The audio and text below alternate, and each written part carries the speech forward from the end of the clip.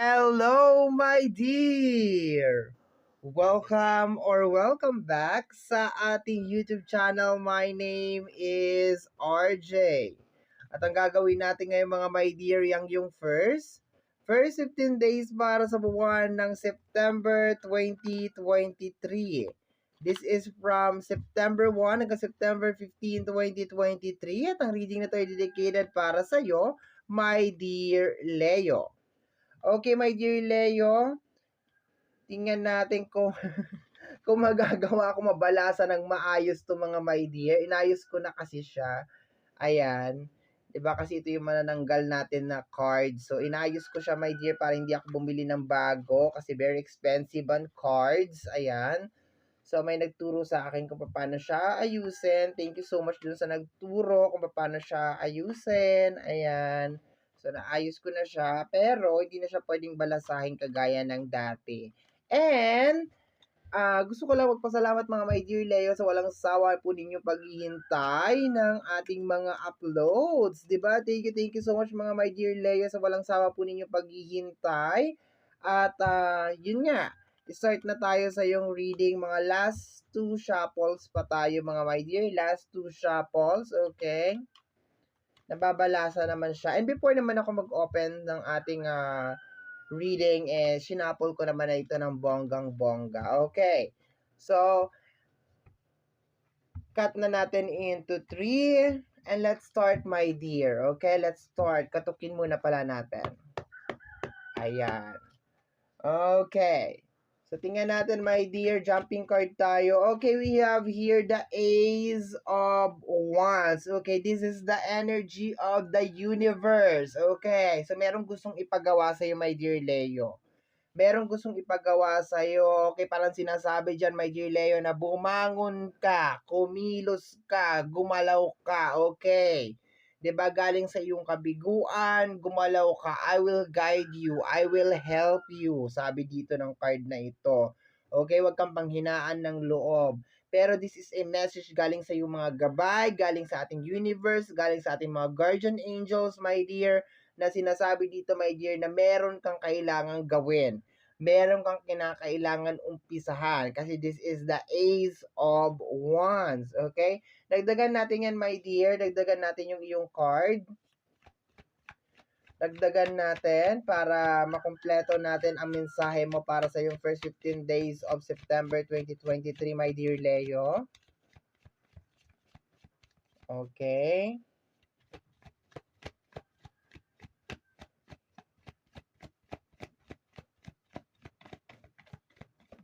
Okay. Ayon na siya. This is the Four of Wands. May kinalaman sa tahanan, my dear, or may kinalaman sa minamanifest mo. This is a go signal, my dear, para sa'yo. So, kung pinanghihinaan ka ng loob habang pinapanood mo to, kung nawawalan ka ng pag-asa, my dear, this is the time. Kinakailangan mo na talagang kumilos. Parang sinasabi din, my dear, ng card na ito, na kung hindi ka kikilos, walang mangyayari. Okay, my dear? Kung gusto mo maging successful, this is the time na kinakailangan mo talagang kumilos kasi this is the Four of Wands. Kung i-connect ko naman to, my dear, related sa usapin ng tahanan, meron kang kinakailangan gawin para malaman natin, my dear, kung anong mga kailangan mong gawin. Dagdagan pa natin itong cards na to.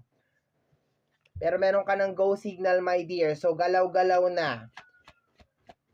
Kung gusto mong bumili ng sasakyan, gusto mong bumili ng bahay, gusto mong magkatrabaho, kilos-kilos na, my dear. This is the time. Okay, meron kang gabay. The World card. Sure na sure to, my dear. Apply ka ng trabaho, tanggap ka kaagad. Okay? Sure na sure to. Okay? Sa family or energy ng family, I think meron mga bagay na kinakailangan talagang hindi ko alam, pero nakukuha ko dito, my dear, yung energy ng parang anak. Hindi ko alam kung meron kang problema sa anak mo. Okay, related sa usapin ng attitude. Pero parang meron kang kinakailangan ditong gawin or parang meron yatang bata na magse-celebrate ng kanyang kaarawan. Okay? Anak mo siguro ito. Pero yun ang nakukuha ko related sa family. Pero nag-aagaw yung energy, my dear Leo eh. paghahandaan mo ba siya or something like that? Pag kailangan mo paghandaan kasi this is energy ng baby eh. No, yung nakukuha ko dito, kailangan siguro i-priority mo yung bata. Ayoko naman i-conclude kasi my dear Leo na may attitude problem tong batang to. Pero posible my dear na gamitin mo sigurong motivation yung iyong anak para magpatuloy ka sa buhay, okay? Kasi obligasyon na yan, my dear. Hindi mo pwedeng sabihin na ayaw mong alagaan yung bata or ayaw mong sustentuhan your bata or something or suportahan yung bata. Yun ang nakukuha ko dito related sa usapin ng pamilya. But so far, related sa yung career, related sa kung ano man yan na may kinalaman sa usapin ng pinansyal, this is a yes, my dear, makukuha mo siya as long as uumpisan mo siya first 15 days of September. Gawin mo motivation ang iyong anak. Yun na lang siguro, my dear, para hindi tayo masyadong magulo dito, my dear. Lalo na especially kung ano yan siya, newborn, 'di ba? Batang-bata pa talaga. Okay, dagdagan natin, my dear, ang iyong cards. First 15 days of September para sa ating mga my dear Leo. First 15 days of September para sa ating mga my dear Leo. May nakikita ako, my dear, nakaangat. Ayan o, tingnan natin. Ano to? The Five of Wands. Okay, pinipilit kong iwasan, my dear, pero there's a tendency na meron mga attitude problem. Okay, meron mga tao na kinakailangan ng kayasin ng sungay. And ang energy na lumalabas dito ay bata. Okay, habang bata pa siya, kinakailangan mo na talaga siyang disiplinahin, my dear. Kinakailangan mo ng, hindi naman typical na paluin, ha? Pero, kailangan may paliwanag sa kanya yung mga bagay-bagay, kinakailangan niya ng guidance. Kasi, general to eh. So, hindi lang ako pwedeng mag-focus, my dear, na yes, magiging successful ka. Kasi meron mga nanonood dito na mga my dear Leo na posibleng may problema talaga sa mga anak nila. Kasi, kung makikita mo dito, 5 of Wands to eh. Posibleng palaban, bastos na energy, yun ang nakukuha ko dito. Nag-uumpisa ng tubuan ng sungay to, my dear. No? Para naman dun sa iba, my dear, gawin mo siyang motivation, yung iyong anak. Yun ang nakukuha ko, especially kung meron ka talagang mga goal, kung pinanghihinaan ka ng loob. Kung wala ka namang, hindi ka naman nakaka-resonate dito, my dear, kasi wala ka namang anak. So, there's a tendency, my dear, na talagang kinakailangan mo lang talagang kumilos kasi this is a go signal para sa'yo na magiging successful ka na in life or kung ano man yung bagay na umpisahan mo sa first 15 days of September, magiging successful ka. But so far, masyado akong hinihila dun sa energy, my dear, ng parang suwail na anak na parang kinakailangan na talagang ayusin or kinakailangan na talagang putulin. Meron tayo ditong 4 of Wands, posible masyado mo na i-spoil tong bata na to, okay? Additional message tayo, my dear. Additional message. Dito na tayo sa Ace of Wands, okay? The message of the universe, of the guardian angels, para sa'yo na kinakailangan mo nang mag-go, kinakailangan mo nang mag-start. Okay. The Lovers. Posibleng iba sa inyo is about time para ma-in love, is about time na mag-start all over again related sa usapin ng relationship or love your passion. Okay? Dalawa yan. Hindi ako nagpo-focus lamang sa relationship, my dear. Okay? Yung iba sa inyo, my dear, na posibleng nasaktan, nabigo, na may kinalaman sa usapin ng relationship at nagsasabi, my dear, na baka hindi na ako makakahanap ng Mr. Right or Miss Right sa buhay ko. This is the time, my dear, na i-open mo ulit yung heart mo. Kasi posible, my dear, na meron nang papasok dyan, di ba? At maglalagay ng icing sa ibabaw ng cupcake mo. O, gusto mo yon, di ba? Pero sa ibang side naman, my dear Leo, nakukuha ako dito na as long as ilagay mo yung puso mo doon sa trabaho mo, doon sa career mo, talagang karirin mo talaga yan siya, talagang mahalin mo kahit anong trabaho pa yan, kahit sabihin mo na nagbebenta ka lang ng kwek-kwek, ng isaw, ng ganyan, as long as ilagay mo talaga yung puso mo doon, magbo-bloom talaga siya, magkiklik talaga siya, my dear. So, mahalagang mahalaga, my dear, sa first 15 days of September na very passionate ka dun sa mga bagay na gagawin mo, okay? As in, super, super passionate ka talaga para mag-click talaga siya. Nandoon yung puso mo talaga dun sa mga bagay na ginagawa mo. Okay? Yung nasasagap ko siguro na newborn baby, there's a tendency na kung makakahanap ka ng makakarelasyon ngayong first 15 days, kung makakatagbo, magkakasalubong kayong dalawa, eto na yun, my dear, magkakaroon ka ng baby doon sa tao na yun. Okay? If you're actually a female, magkakaroon ka ng baby doon sa tao na yun. Okay? Additional message pa tayo, my dear. More message pa tayo.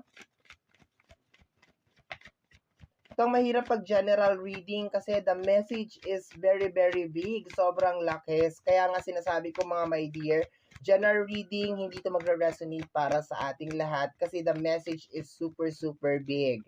Okay? Additional message pa tayo. Last 3 cards tayo mga my dear. Last 3 cards. Okay, meron ako nakikita kanina pa to.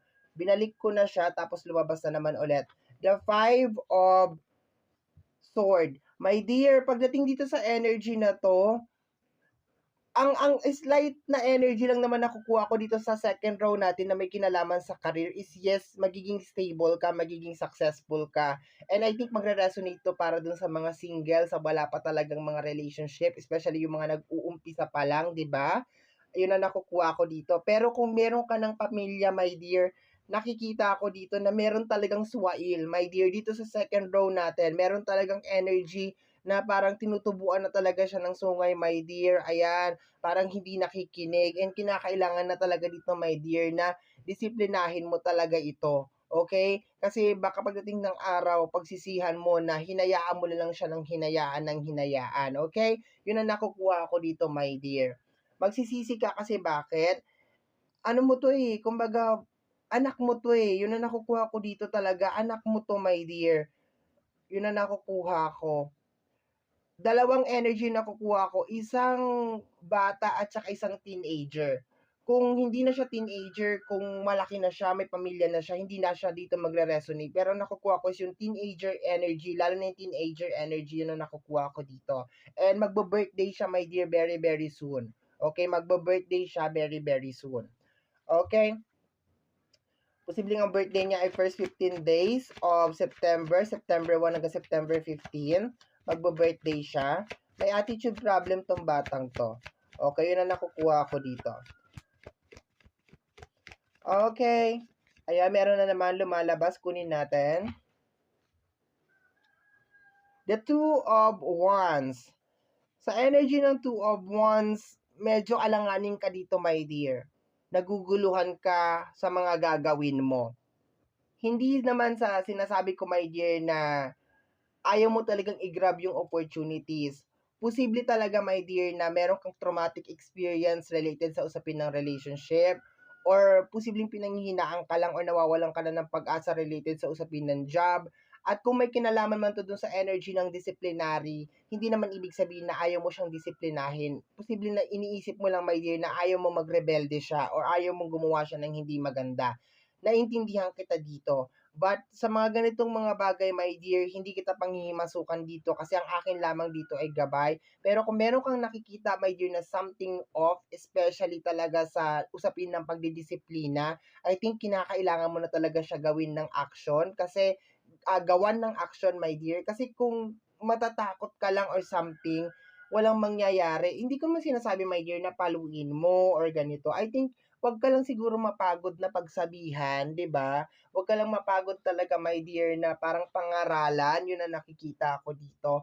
But so far, kung hindi naman 'yun ang pinaka-issue mo, my dear, congratulations para sa iyo, my dear, kasi new love, new career, new opportunity ang naghihintay para sa iyo. Nasasagap ko lang talaga 'to kasi baka posibleng magbo-birthday talaga siya ng first 15 days of September. Okay? Last card tayo, my dear. Last card. My dear Leo, last card. At kung makakahanap ka ng ka-relationship or mahahanap mo yung Mr. Right or Miss Right mo, my dear, sa first 15 days, magkaka-baby ka doon. Okay, yun na nakukuha ko na energy. Okay. Ayan. Last card tayo. Ayun. Tingnan natin ano to. The Six of Pentacles. Yes, my dear. Tama yung nakukuha kong energy.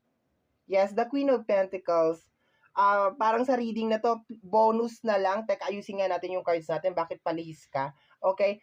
Sa card spread na 'to, my dear, parang pinaka-bonus na lang yung sinasabi ko dito na, yes, magiging successful ka, may mga new opportunities na binibigay sa'yo ang ating mga guardian angels, yung ating mga gabay, merong binibigay sa'yong panibagong opportunity. This is a go signal para sa'yo para mag-move forward, kilos-kilos, galaw-galaw. Pero pinaka-highlight dito sa reading na 'to is yung disciplinary action na may kinalaman sa usapin ng anak. Yun ang nakukuha ko talaga dito, my dear. Kung hindi man to anak, posibleng nasa loob lang talaga siya ng pamilya. Meron kang kinakailangan ditong gawin. Kasi ang bottom deck of the card natin is the Queen of Pentacles. So, ikaw to. So, my dear, yan ang reading mo para sa yung first 15 days of September 2023. Somehow, my dear, kung nagustuhan mo to, especially kung napadaan ka lang, don't forget to subscribe. Pag-click po ang notification bell para ma-update ka sa aking mga upload, and free to like, free to share, and free to comment sa lahat ng ating mga videos.